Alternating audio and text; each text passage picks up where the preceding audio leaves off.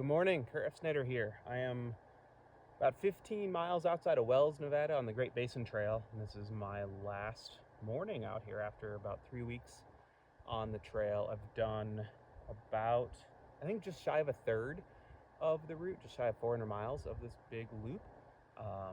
And I want to share a little bit about the gear that I chose to bring along for this and how it worked for me, because I'm not a long distance hiker. I'm a long distance cyclist and I spend a ton of time in the backcountry and in desert environments like this, but I've never done a hike longer than I think 50 miles. And so this was a big chunk to bite off, and I was definitely apprehensive for it, but it's been amazing. The trail's been exactly what I've wanted it to be. So yeah, I think just a little preface on the Great Basin Trail itself. This is a long distance route put together by Ryan Silva, aka Dirtmonger, and I think he did a bunch of scouting for it and then finally did a big hike on it in 2020 or 2021. So it's been around for a few years now. A handful of folks have hiked all of it or big chunks of it, but not very many yet.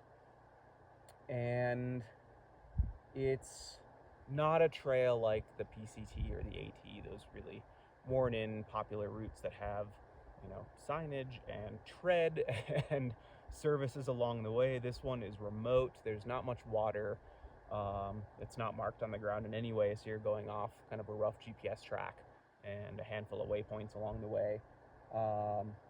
Resupplies are scarce along the way. A lot of places, maybe from a road crossing, you have to hike out to a road and hitchhike 30 or 40 or 70 miles to get to a town.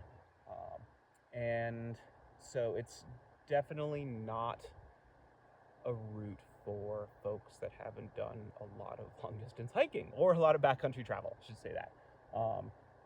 It's had a lot of off-trail hiking along the way, like dozens and dozens of miles and some bushwhacking in places and some kind of challenging route finding through steeper terrain, and some very long stretches without water. So it's intimidating.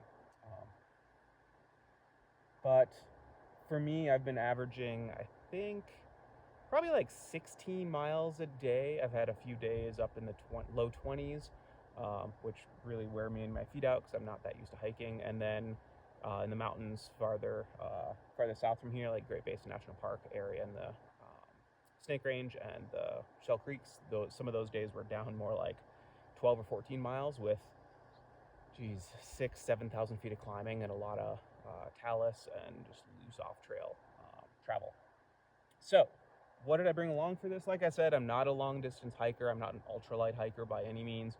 And so this is the setup that I decided to bring based on what I knew about the route and what I've learned from all the travel in the backcountry and desert environments I've done over the years. And so I'm not aiming for the absolute ultralight setup. I'm aiming for comfortable and durable gear and stuff I can depend on, because the other element of this trip for me is I rode up from Arizona, spent a week on the bike, getting up to Caliente and Pioche, and then grabbed this gear which I'd stashed in town and hiked north. And so my approach to the 3 weeks of trail that I did is I didn't want to go into any towns along the way. So I had a few food caches along the way and a few water caches. The water caches everyone basically needs.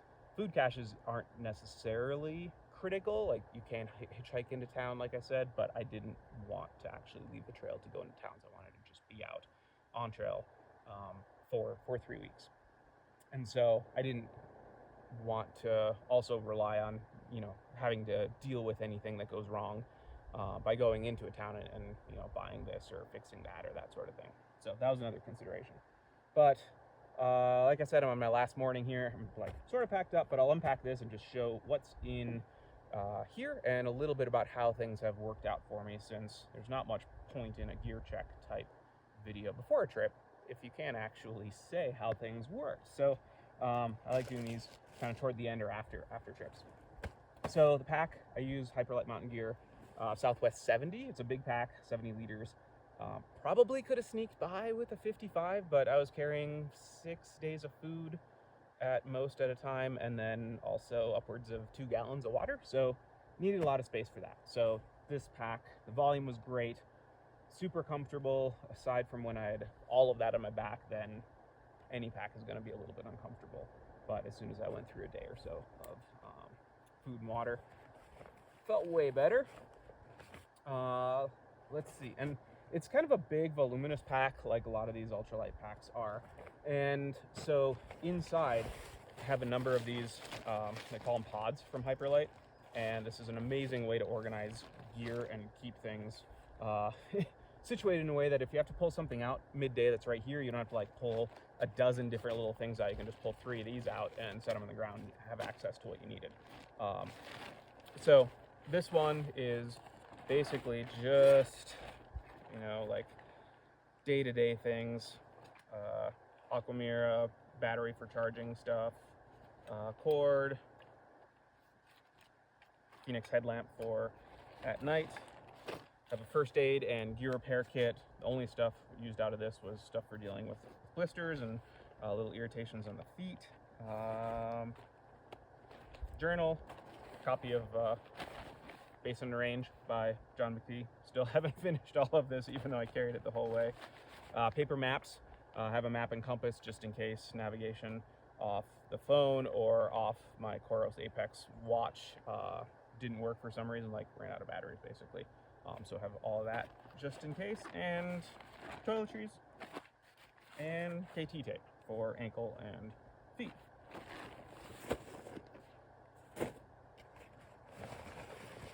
Water, like I said, had I think 9 liters capacity. I didn't use 9, I think, at all, but definitely used 8 numerous times in these Hydropack Seeker containers. These are a little heavier, but they're super durable. I didn't want to have to worry about like setting these on the ground and puncturing them or getting stuff punctured while bushwhacking. Some little Z-Packs, camp slippers. Cook kit is this. Cooked hot meals, peak refuel, freeze-dried meals for dinner every night, and so a little fuel cylinder in my stove. In that, water filter. Carried both a filter and Aquamira. Used the filter most of the time. Used Aquamira for really nasty water that didn't want to put through the filter, but this is still working fine after, this one I think has 5 weeks of use on it in total. Another 3-liter bladder. And then I had 2 of these for food. This is what's left right now. Mostly food and trash from the last week. But usually have a couple days worth up toward the top to get at during the day, and then the other one lives on the bottom with food for later in that section. And then another roll top dry bag pod. This has my sleeping bag, which is a Western Mountaineering Flylight. It's like a just under a 40-degree bag, which is great. Sleeping pad is in here, and basically all the clothes other than what I'm wearing. A pair of pants, which are mostly for bushwhacking. A raincoat, which didn't get used at all.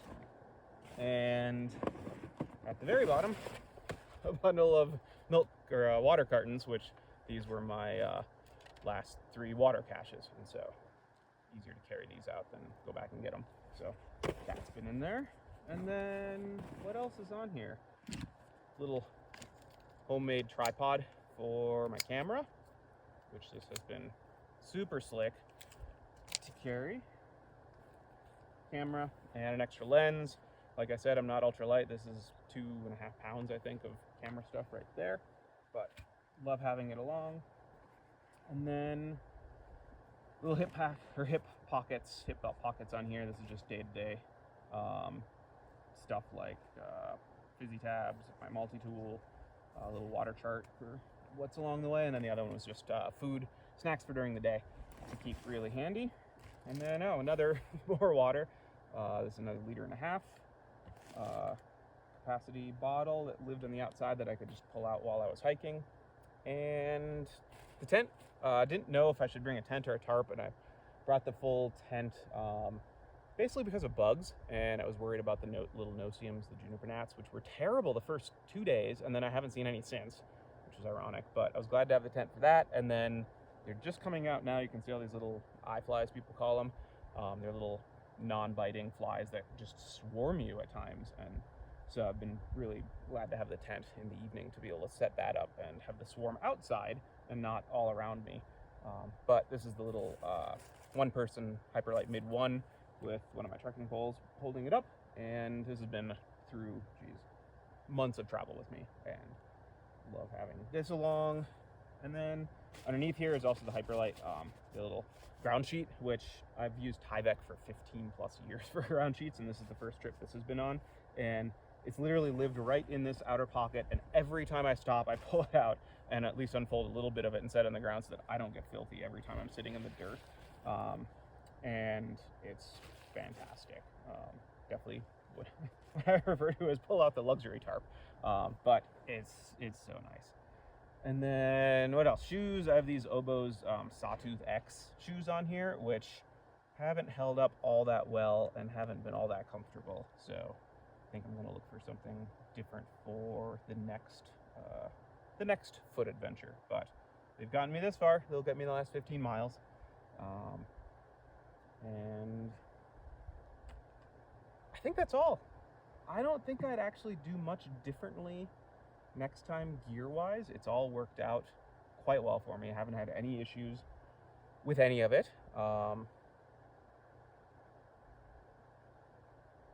Yeah, it's one of those gear reviews that you can't actually think of any changes that need to be made. I guess that means I chose well, and that this stuff it's good stuff. But yeah, let me know if you have any questions.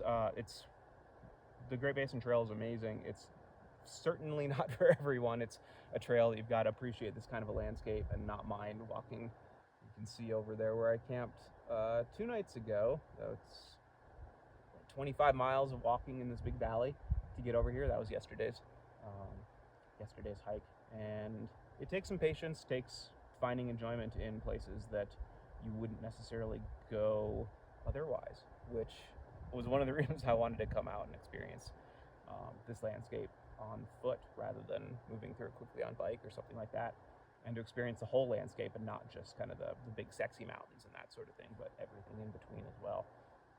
So I think that's a really important element to being able to come out and hike a trail like this and enjoy it. And then also being able to come hike a trail that is not actually a trail, more like a route of a recommended way through all of this. And that was another thing that was really attractive to me about this trail. And I've seen, well, let's see, Claire joined me for a week in the middle of hiking, and while we were hiking together, we saw a few people hiking in Great Basin National Park and a couple in the shells above one of the campgrounds. And we ran into a fellow named Liam, who was just a couple weeks from completing this entire loop. He's the only other hiker on this trail, like hiking this trail that I've seen out here. There's a couple others not far that way over in the Rubies right now, I think. And that's all the people I've seen on the trail. It's been very quiet, and it's been amazing.